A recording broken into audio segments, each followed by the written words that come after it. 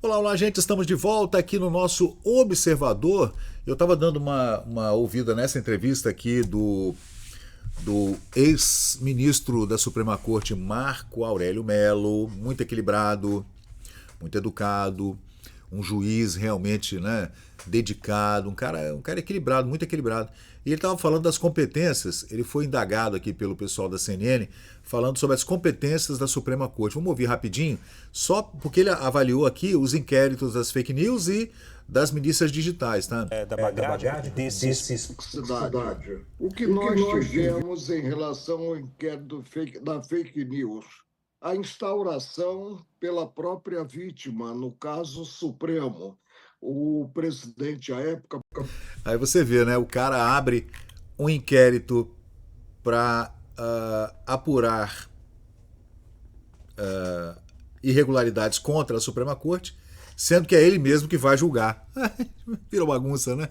Baixou uma portaria e determinou a abertura do inquérito, quando nós sabemos que o inquérito surge por provocação da polícia ou do Ministério Público.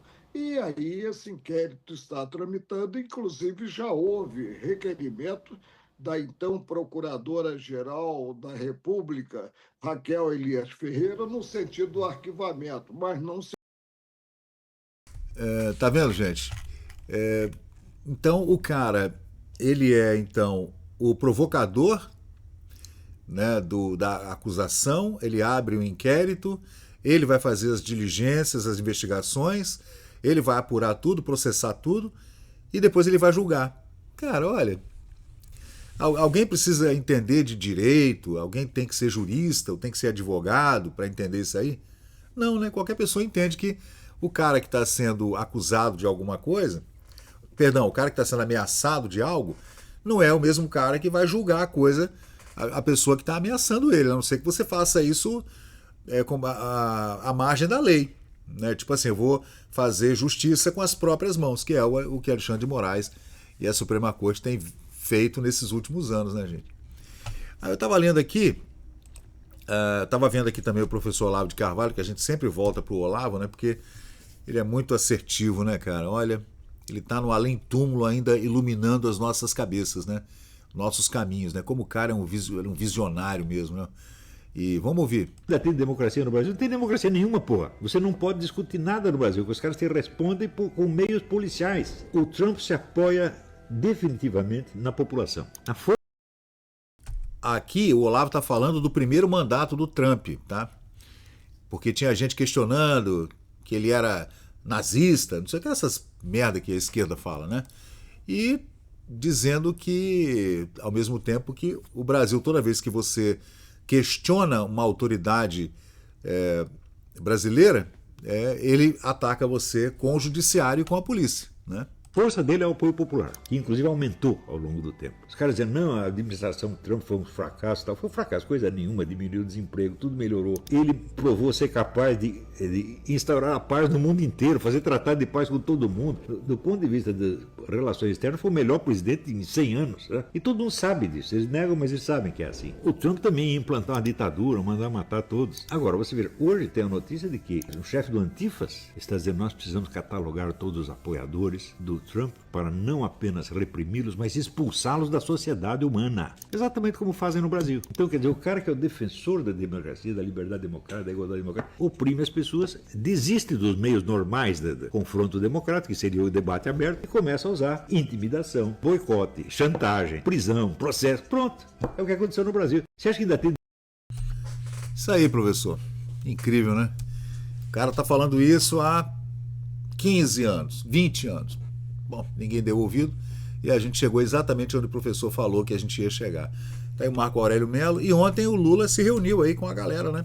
E teve gente, olha, ele se reuniu somente com 6 dos 11 ministros, hein? 5 não foram. Cássio Nunes Marques, André Mendonça, o Fux eu acho que não foi, Luiz Fuk, como chamava o Olavo de Carvalho. Talvez estejam com medo de sanções contra eles também, né, gente? E ainda vendo aqui, deixa eu ver, olha lá.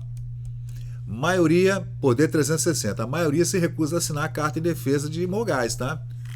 Cara, o que será que aconteceu? Será que é um racha na Suprema Corte, hein? O Barroso fez uma nota institucional do Supremo, aliás, muito lacônica essa nota, falando do apoio, um apoio meio meia boca, meio velado assim, ao Alexandre de Moraes, mas, segundo alguns nos bastidores da Suprema Corte, teve ministro que falou: não, eu não vi essa carta não, essa carta não chegou aqui para mim não, tô sabendo dessa carta não. Agora, quem participou do jantar? Alexandre de Moraes, Cristiano Zanin, que é advogado do Lula, né? Edson Fachin, Flávio Dino, Gilmar Mendes e o Barroso, né? É o pessoal da primeira turma do Supremo, gente. A galera, só faltou, a Carmen Lúcia não foi. Carmen Lúcifer não foi, Fux não foi, Cássio Nunes Marques não foi, André Mendonça não foi e... Quem é o último que não foi? Quem é o último? Não estou lembrando. Tá faltando um, né? Caramba, tá faltando um. Você vê, hoje a gente sabe o nome dos ministros da Suprema Corte. É bizarro, né? Vai lá, Marco Aurélio, fala mais alguma coisinha aí para nós. Que arquivou o mérito. A perplexidade maior hoje aparece tendo em conta a competência do Supremo. A competência do Supremo é de direito estrito, é o que está na Constituição Federal de forma exaustiva e não exemplificativa e nada mais. É isso aí, pronto e acabou. Aí a gente volta lá para o Zé Dirceu. O Zé Dirceu dizia que o judiciário não poderia ser um poder da República. Aí a gente tem que entender, né? Porque o contexto em que o Zé Dirceu falou que o judiciário não deveria ser um poder da República, no tripé dos três poderes, na época em que a Dilma estava sofrendo impeachment, né? Dizendo que a Corte Suprema estava acovardada. O Lula falou isso no telefone, lembram? A Corte Suprema está completamente acovardada, e Gilmar Mendes já tinha dito várias vezes que era a favor da Lava Jato, que esses bandidos do PT tinham que ir para a cadeia, assim como outros, né? Dizendo que estava todo mundo envolvido nessa corrupção do mensalão, do petrolão e tudo, e a Lava Jato estava no caminho certo. Gilmar Mendes falou que a Lava Jato, as investigações da Lava Jato tinham visto que a roubalheira chegava até a bancar campanhas eleitorais até 2042, não era isso? Que o Gilmar Mendes falou, que o PT tinha roubado tanto que daria para fazer campanha política e se eternizar no poder. Gilmar Mendes falou isso, né? Ao mesmo tempo em que o Zé Dirceu dizia anos atrás, além de dizer que o judiciário não deveria ser um poder, que nós venceríamos de qualquer jeito, independente das urnas, independente da votação. Aí vem o perdeu o Mané do Barroso. Aí o Barroso depois dizendo nós vencemos o bolsonarismo. Aí você vê, né, gente, onde foi que a gente chegou. Aí vem a vitória do Bolsonaro em 2018. Ele assume em 2019 e aí começa a perseguição. É aberto o inquérito das fake news por esse senhor, depois que aparece o nome do Dias Toffoli numa lista do Odebrecht falando que ele era amigo do meu pai, que havia recebido uma grana. Lula pegou o telefone da cadeia e falou: gente, me tira da cadeia, senão o bicho vai pegar. Pronto. Tiraram o cara da cadeia, tornaram ele elegível novamente, e o cara está aí na presidência da República agora roubando tudo de novo, inclusive roubando aposentados e pensionistas. E agora, né, o Trump venceu. Eles achavam que o Trump ia perder, que a Kamala ia ganhar, ia ser aquele picolé de chuchu como foi o Biden, né, implementando agendas woke por todos os Estados Unidos, e o Trump ganhou. Trump ganhou e agora ele falou que vai resolver o problema do Brasil, da América Latina inteira, tornando o PCC grupo terrorista, o Comando Vermelho grupo terrorista, e tornando esses homens que matam pessoas na cadeia como sancionados pela Lei Magnitsky, como Alexandre de Moraes, que é, na verdade, o cara que matou o Clezão na cadeia, mesmo com o pedido do Ministério Público para soltá-lo. E Alexandre de Moraes não soltou um cara que era cardíaco, doente, o cara morreu na cadeia, o Clezão.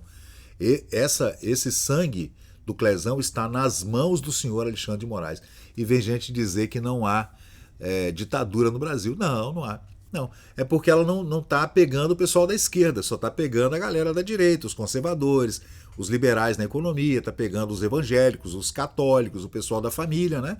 Enquanto o pessoal da agenda woke, os esquerdopatas, né? E também os jornalistas estão, as big mídias estão batendo palma, né? Então é isso. A ditadura é assim. Aliás, democracia é só quando você ganha, né? Só a democracia é quando eu ganho. Quando o seu adversário ganha, não. Aí não pode, é ditadura. É isso aí, galera. Vamos acompanhar, porque hoje ainda tem muita coisa para acontecer, hein? Valeu, pessoal. Se tiver algum fato inédito assim, eu vou entrar ao vivo aqui para a gente debater até na hora que apareceu o senhor Alexandre de Moraes falando sobre a Lei Magnitsky. Parece que ele vai se pronunciar hoje, né? Vamos ver. Estamos aguardando cenas dos próximos capítulos de Brasil Mostra Sua Cara. Então, pessoal, valeu, obrigado por acompanhar o vídeo até o final. Se você gostou desse conteúdo, deixa aí o seu like, porque isso ajuda muito o canal a crescer. Aproveita agora para se inscrever, ativar o sininho de notificações. Sua opinião e seu comentário são muito importantes para nós seguirmos melhorando aqui o nosso conteúdo. Valeu, gente, eu sou Fábio Pirajá, muito obrigado e até o próximo vídeo.